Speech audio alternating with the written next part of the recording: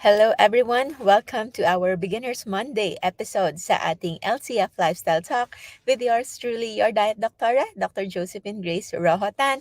And today is quite special dahil specific po yung topic natin for males sa mga kalalakihan on their reproductive health at kung paano ito matutulungan ng low carb. Specifically, yung problem on erectile dysfunction. So ano ba ang erectile dysfunction? So erectile dysfunction is yung inability to sustain an erection during a sexual intercourse. So kahit ano pa ang gagawin, ano pa ang gustong ginagawa ng isang lalaki, but it cannot sustain erection. And etong problema na ito is quite common. Hindi ito something na minsan lang. Sometimes it can happen occasionally, so paminsan-minsan lang, but it can also be persistent. Mostly, if paminsan-minsan lang, it could just be related to stress or yung pagkakaroon ng poor lifestyle habit during that time or poor nutritional intake during that time. Kaya nagkaroon ng erectile dysfunction. However, if ito ay tuloy-tuloy, ito ay persistent, there might be deeper reasons kung bakit merong erectile dysfunction. And now, we will look kung ano ang mga common reasons bakit may erectile dysfunction so that we will know how to address it. So erectile dysfunction, mostly nakikita natin, ito ay related talaga sa overall health. And now, overall health, regardless of age, pwedeng magkaroon ng erectile dysfunction as young as teenagers and as old as 60s, 70s, nagkakaroon din ng erectile dysfunction. And based on studies, the more advanced the age, kapag ang isang lalaki ay tumatanda, all the more na nagkakaroon ng higher risk of having erectile dysfunction. And it is said to affect up to 60 million males all over the world. And of course, hindi yan parating na pag-uusapan because it's considered as a taboo, especially in conservative countries like Philippines. So that's why pinag-uusapan natin ngayon yan for scientific and medical reasons, and of course, recognizing na not because hindi ito napag-uusapan ay hindi ito nangyayari. It is happening in many couples and it can cause problems in relationships and marriages. So that is why kailangan malaman how we can possibly improve erectile dysfunction. And of course, meron din itong association with vices, specifically smoking, drug use, and alcohol consumption. So if your husband or kayo mismo ay umiinom at nanigarilyo and using substance abuse and nagkakaroon ng substance abuse, better to address that. Kung pwede, i-improve yung vices na yan. Kung pwedeng kunin na yan totally, that can already help with your erectile dysfunction. Now, when it comes to that one, titingnan natin what Healthline would say. So, kukunin ko lang to and I will lift up yung isa sa nakita nating sa isa sa nakita nating screen here when it comes to erectile dysfunction. Titingnan natin kung ano ba yung common na mga causes ng erectile dysfunction. And ito yung nakita natin sa Healthline. So marami yan. There's two kinds, medical and psychological. So psychological, usually related to stress, anxiety, depression, worries, fear. So yon yung mga emotional baggage. So that's why kailangan din i-address yan. Kung merong mga kailangang professional help, then don't be afraid at huwag din pong mahiya mag-seek ng professional consult with our psychiatrist. Dumadami na po yung psychiatrist sa Pilipinas, hindi dahil sa dumadami yung nangangailangan talaga na sinasabi nating nababaliw. No, that is a wrong naming, wrong name calling when it comes to this one. Kasi lahat tayo at some point, we will need and we will seek professional help. So we are happy na ngayon, dumadami na ang mga psychiatrists and psychologists in the Philippines helping everyone sa kanilang pinagdadaanan and even those na with erectile dysfunction na walang metabolic causes, na walang na-diagnose na any of these common na mga physical and medical causes, then better to go and seek professional consult with a psychiatrist or psychologist para matulungan kayo on psychological reasons affecting erectile dysfunction. But now we will focus on the medical side. So, erectile dysfunction, yung common dito would be cardiovascular disease, diabetes, hypertension or high blood pressure, mataas na cholesterol, hypothyroidism, obesity, low testosterone levels or hormonal imbalance, and then kidney disease and increased age. Marami pa yan. But I want to emphasize that the first 1, 2, 3, 4, 5, 6, 7, 8.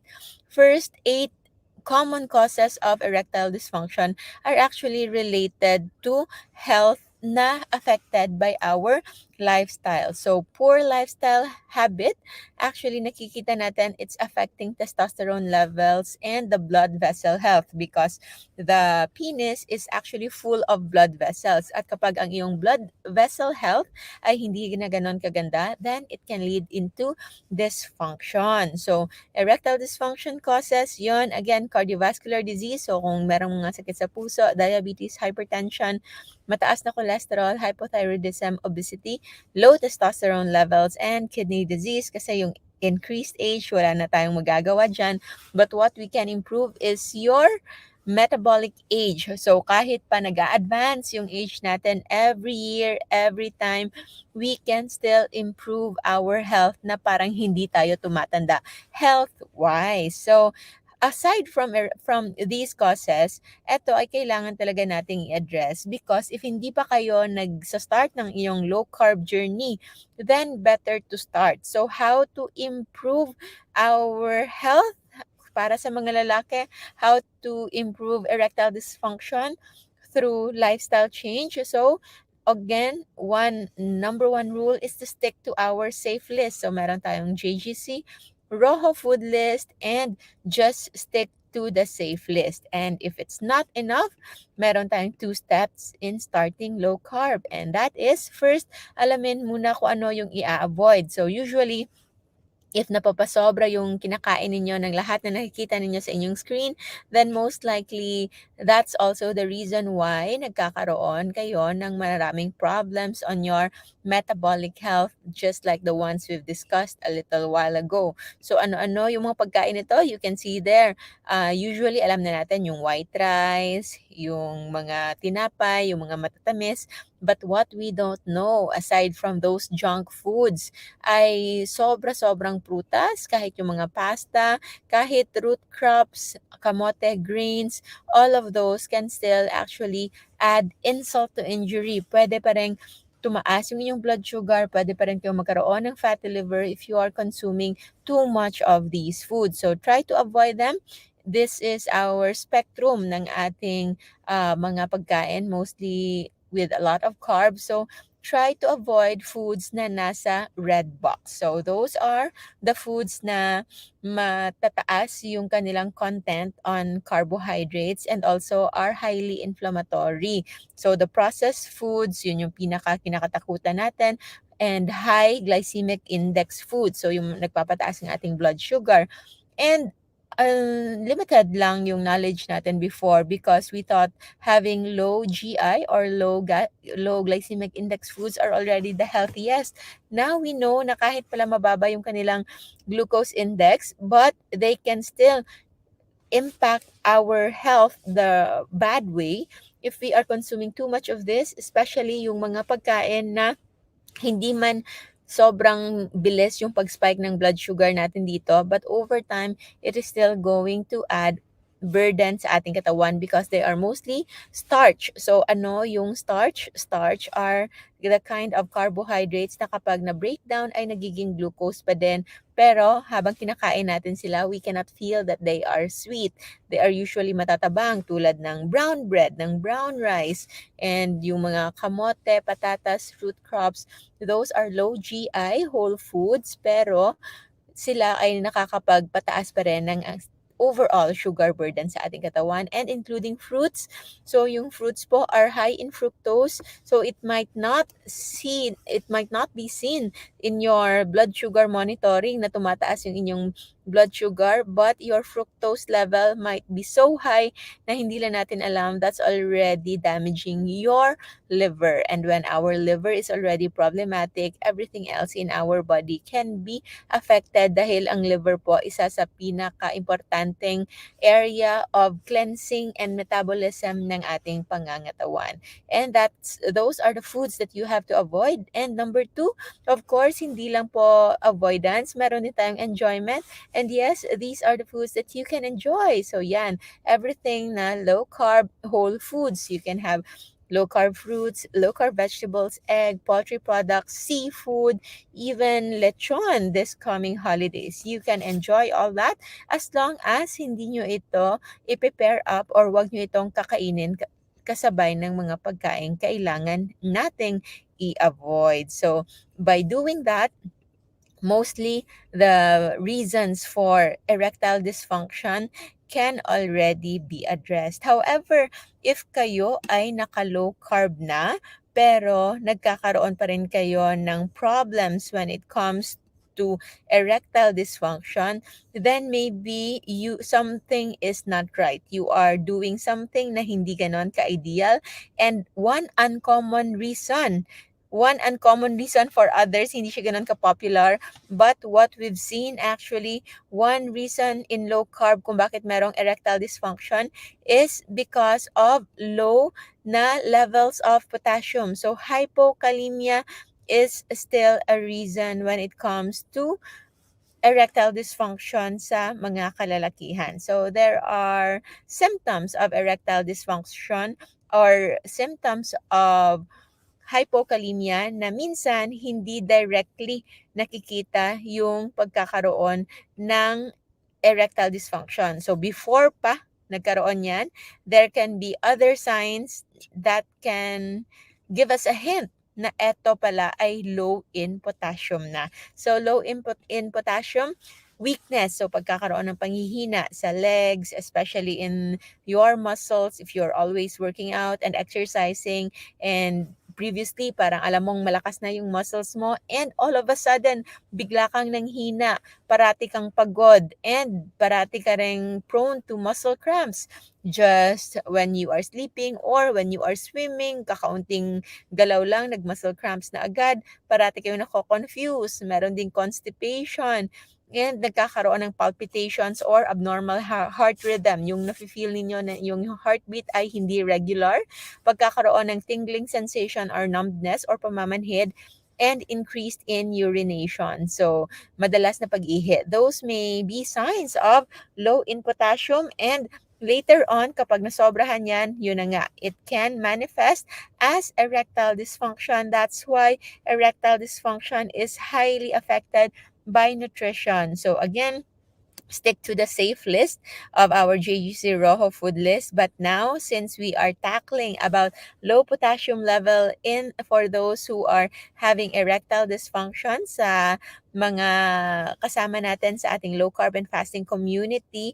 na safe list talaga yung kinakain pero hindi nila alam bakit nagkakaroon pa rin sila ng erectile dysfunction, then maybe it's because of low potassium. So we will tackle where we can get our potassium para mas ma-avoid natin yung mga symptoms na ito. So even for those women, for girls na wala mang erectile dysfunction but may have signs of low potassium na na-mention natin, these are the 7 signs of low potassium: weakness, parating pagod, muscle cramps, confusion, constipation, palpitations, tingling or numbness, and increased urination. So common sources, of course, na low carb would be avocado. Alam na natin yan. Not very common here, but there's Brazil nuts and hazelnuts, pwede din. Liver, atay, and other fishes. So, yung mga whole fish, usually those are high in potassium. So, eating those can be good. And I think we have a list here of cheap, very affordable, and common sources also of potassium in low carb that we can maximize. So, Number one is green leafy vegetables, around 500, 200 to 750 milligram per cup ng green leafy vegetables ay meron ng potassium up to 750 milligrams. So minimum, if yan lang yung only potassium sources ninyo, pwede kayong kumain up to 7 cups of green leafy vegetables para masupplyan yan. And of course, if hindi nyo kayang kumain or walang available na green leafy vegetables, or for some reasons of healing, hindi muna kayo pwedeng kumain ng green leafy vegetables, especially for those na with thyroid problems, na we know na majority of green leafy vegetables are goitrogens, so you can avoid that. You can also get your potassium instead from cream of tartar. So cream of tartar, pwede lang natin yan mahanap sa any supermarket. Usually nasa baking area siya or mga condiments area. So per teaspoon is already 495 milligram of potassium bitartrate. So you can mix that in your food, in your eggs, or anything. Pwede lang din ilagay ninyo sa inyong electrolyte water together with some salt.